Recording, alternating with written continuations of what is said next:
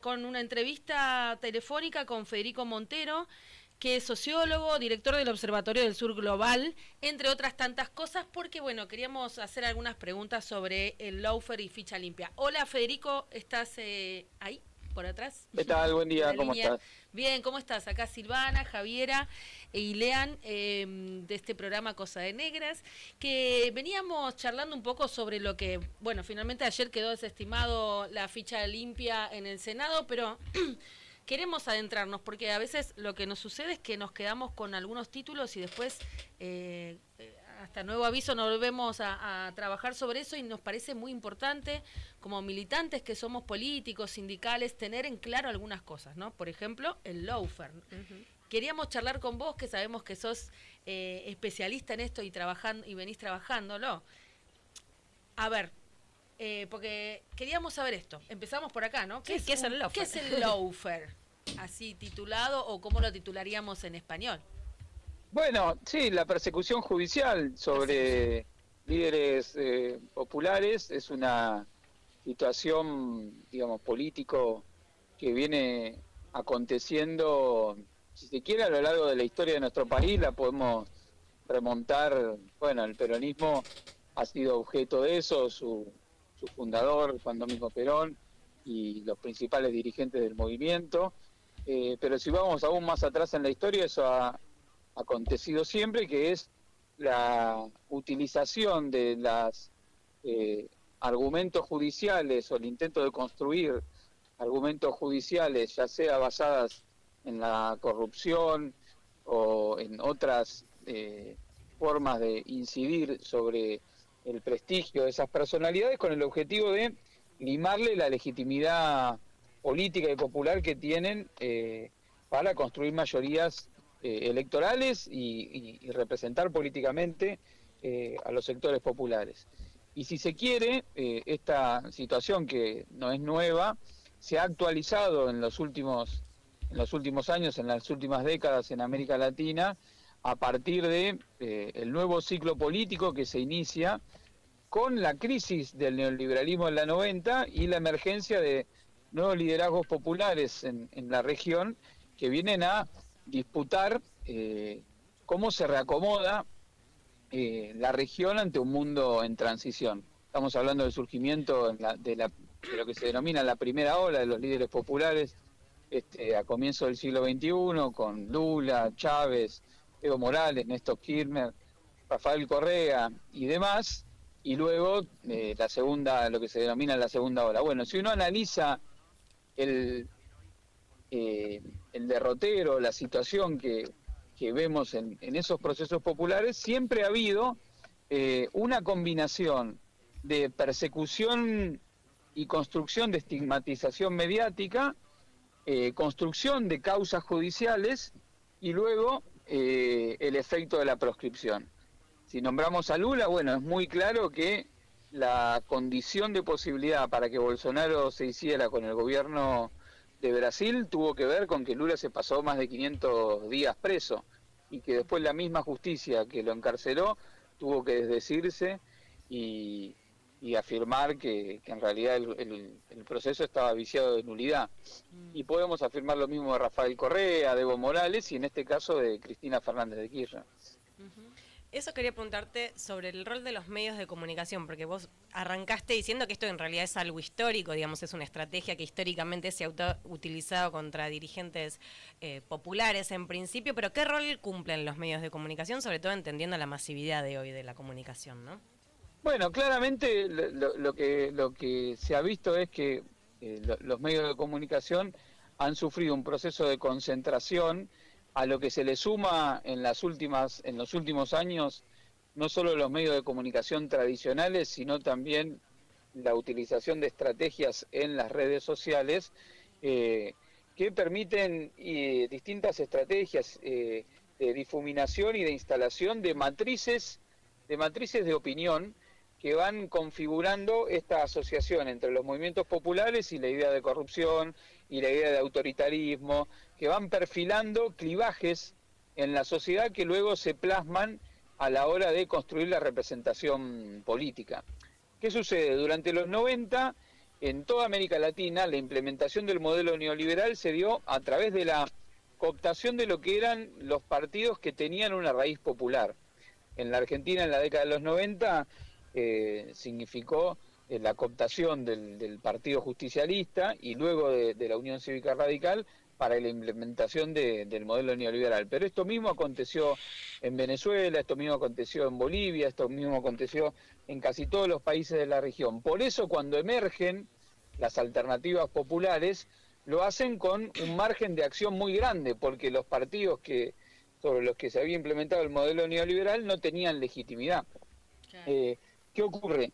Que la derecha, la llamada nueva derecha, los sectores dominantes de cada uno de estos países, ya no pueden apelar a lo que habían sido los partidos que tradicionalmente habían implementado el ajuste y sufren una crisis de legitimidad. Ahí intentan construir nuevos liderazgos, pero encuentran un vacío en la capacidad de disputar en las condiciones de la democracia y por eso tienen que alterar las reglas de juego, forzando esta persecución judicial, utilizando, como bien vos decías, los medios de comunicación como una forma de estigmatización y de construcción de una matriz de opinión que prepara el terreno para luego la acción judicial poder desplegarse a través de sembrar causas que a partir de la cooptación de los jueces por esa misma ideología de los sectores dominantes, incluso con fuertes injerencias de los servicios de inteligencia, con llegada incluso a nivel internacional, van construyendo las condiciones para que el pueblo acepte, o por lo menos para que un sector de la sociedad acepte esa proscripción. Por supuesto que siempre está la resistencia frente a eso y ahí es donde se juega la cancha hoy por hoy en América Latina. Yo te quería preguntar, Fede, si esto es un fenómeno que es estrictamente de la región latinoamericana o si va más allá de eso y, digamos, ¿cuáles son las posibilidades de disciplinamiento que tiene esta herramienta del lawfare para con los referentes políticos latinoamericanos y también, digamos, para los que están por venir? Porque evidentemente también los que tienen proyección política ven esto que está pasando, ¿no? Bueno, lo que es el desprestigio y las estrategias de difamación y demás son una práctica extendida a lo largo y a lo ancho de las democracias occidentales. Lo que tiene en particular y por qué es tan notable que haya sucedido en América Latina, porque estos procesos populares de América Latina de comienzo del siglo XXI fueron la principal innovación política democrática de las democracias occidentales, porque recordemos que en Europa, mientras en América Latina surgían estos procesos populares de cambio, que venían a reencontrarse con las raíces de las luchas populares que históricamente habían tenido en nuestros pueblos, en Europa existía una especie de consenso neoliberal entre una centroizquierda y una centroderecha que se alternaban en el gobierno, pero que no cambiaban a grandes rasgos, no afectaban el bloque de poder dominante. Y lo mismo se podía decir en Estados Unidos. Entonces, donde se dirige estas estrategias de persecución judicial que tienen tanta repercusión, tiene que ver con el lugar de las democracias occidentales. Saquémonos de la mirada a lo que ocurre en otros sistemas políticos, en Asia, en China y demás, porque ahí la política se decodifica en otras condiciones, pero lo que venían a liquidar era una forma de hacer política que convocaba al pueblo a enfrentar al poder dominante y tenía éxito electoral y legitimidad popular. Por eso es tan visible lo que ocurre en América Latina. Ahora, ¿qué acontece? Ese mismo juego de centroizquierda y centroderecha que se alternaban en el gobierno y no alteraba las condiciones de dominación del bloque dominante, entró en crisis también en Europa y también en Estados Unidos, pero ahí la respuesta fue a través de estas nuevas formas de autoritarismo, como la estamos viendo con el surgimiento de estas nuevas derechas autoritarias en Europa, incluso con el fenómeno de Donald Trump, con todas las contradicciones que tiene en su interior. Y en América Latina, la derecha empresarial que pretendía ofrecerse como alternativa frente a los gobiernos populares, ahí donde no logra hacer pie, ahí donde emergen estas formas brutales de representación política, que la primera de ellas fue Bolsonaro en Brasil, que surge de la crisis de representación del sistema político brasileño, producto del encarcelamiento de Lula, pero también de la incapacidad de la élite brasileña de construir una, entre comillas, derecha democrática, por eso aparece Bolsonaro, y el propio Milei, que surge de la crisis del gobierno del Frente de Todos, pero también de la crisis del PRO de Mauricio Macri. Claro. Federico, y quería consultarte, porque a veces parece que este tema lawfare está como muy distanciado de los problemas cotidianos que tiene el ciudadano o la ciudadana a pie, digamos. ¿Cómo le explicamos sencillo por qué el lawfare afecta, digamos, a todos los ciudadanos y las ciudadanas? No es solo un problema del denunciado o la denunciada. Claro, ese es uno de los efectos del lawfare, que es aislar a la persona perseguida, que no solamente es estigmatizada, perseguida, negada en sus derechos, sino que se vuelve un problema, digamos, o se intenta volver como que es un problema personal y no un problema político y social, la razón de la persecución que se ejerce sobre esa persona. Bueno, lo primero que se le puede decir es que el lawfare tiene un efecto de disciplinamiento no solo sobre la persona, el líder o lideresa política, sino sobre el conjunto de los referentes de la política en general, porque lo que se busca es subordinar a la acción de la política respecto de los poderes fácticos a través del instrumento judicial. Y lo segundo es que claramente se inhibe la posibilidad de producir cambios sociales que beneficien a las grandes mayorías, porque son procesos que se identificaban con derechos concretos de las personas. Digamos, el desarrollo de políticas públicas orientadas a ampliar derechos y redistribuir el ingreso está asociado a ciertos movimientos políticos y a la condición de posibilidad de que esos movimientos políticos accedan al gobierno.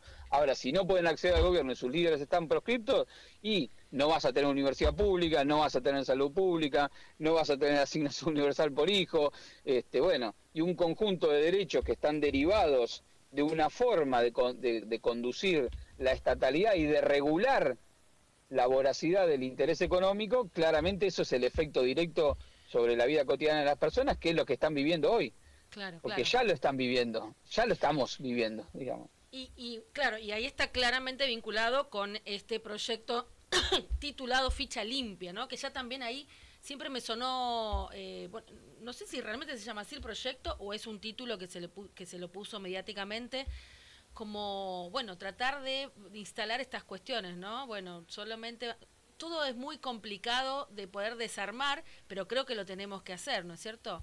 ¿Por qué ficha limpia? ¿Qué es lo que cambiaría con una ficha limpia? ¿Está bien pensar un proyecto para calificar a los candidatos o candidatas? Mirá, la idea de ficha limpia, el concepto de ficha limpia ya no es novedoso. Se intentó implementar en Brasil, se implementó de hecho, fue una de las bases también de la persecución de Lula, se implementó en otros países.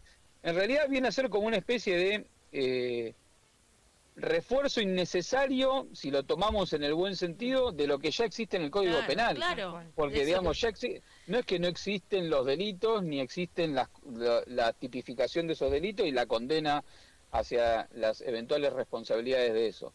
Lo que esto viene a hacer es como una especie de, en el caso del proyecto llamado Ficha Limpia de la Argentina, que ayer no salió aprobado en el Senado, es modificar las condiciones para que las personas puedan presentarse como candidatos en el marco de los partidos políticos.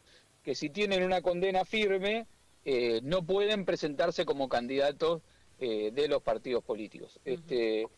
Claramente eso estaba direccionado, y no es que nosotros seamos muy inteligentes y llegamos a una deducción. Si uno analiza todos los discursos de la sesión del día de ayer en el Senado de la Nación por parte tanto del PRO como de la Libertad Avanza, estaba claramente direccionado hacia la figura de Cristina Fernández de Kirchner, esta pretensión de ley de ficha limpia.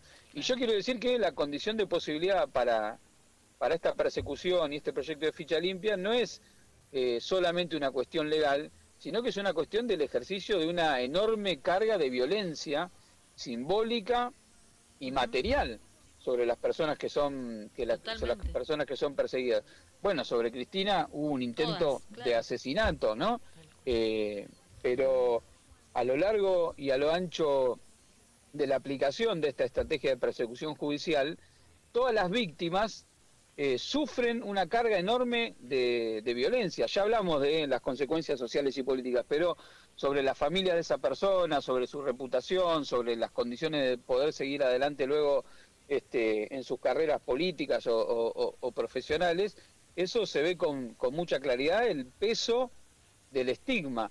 Por eso es tan importante mantener los reflejos argumentativos y denunciar esto, porque muchas veces, incluso dentro del campo popular, tendemos a, ponernos incómodos frente a la situación. Hay que asumir que claramente, digamos, los mayores corruptos en la Argentina son los que hoy están en el gobierno, porque son funcionarios designados y sustentados por el poder económico en la Argentina, que día a día, con cada una de las operaciones que hacen, están generando y apropiándose del excedente que producen el conjunto de los trabajadores en la Argentina en una escala que es monstruosa, y esos son los principales actos de corrupción. En cada día que cambia la tasa de interés, cada día con el cambio de la propia cotización del dólar, con el régimen para la erradicación de industrias que es llamado RIGI, todo el gobierno del poder económico, como es el gobierno de Milei, es un gran proceso de corrupción, en el sentido que extrae por parte del excedente social hacia el poder concentrado. Y eso es claramente lo que no hay que perder de vista cuando nos pretenden poner a nosotros en el lugar de la supuesta corrupción. Perfecto. Clarísimo. Bueno, más claro imposible. Te agradecemos un montón la entrevista, Federico, y bueno, sigamos trabajando en conjunto para poder hacer que la ciudadanía entienda, todos los que por ahí no tienen el tiempo de ponerse a leer, estudiar, porque están trabajando a destajo para poder llegar a fin de mes, bueno, acercarle algunas ideas y algunas explicaciones es nuestra tarea en este momento. Bueno, gracias por llamar. Un abrazo grande. Gracias, muchas gracias.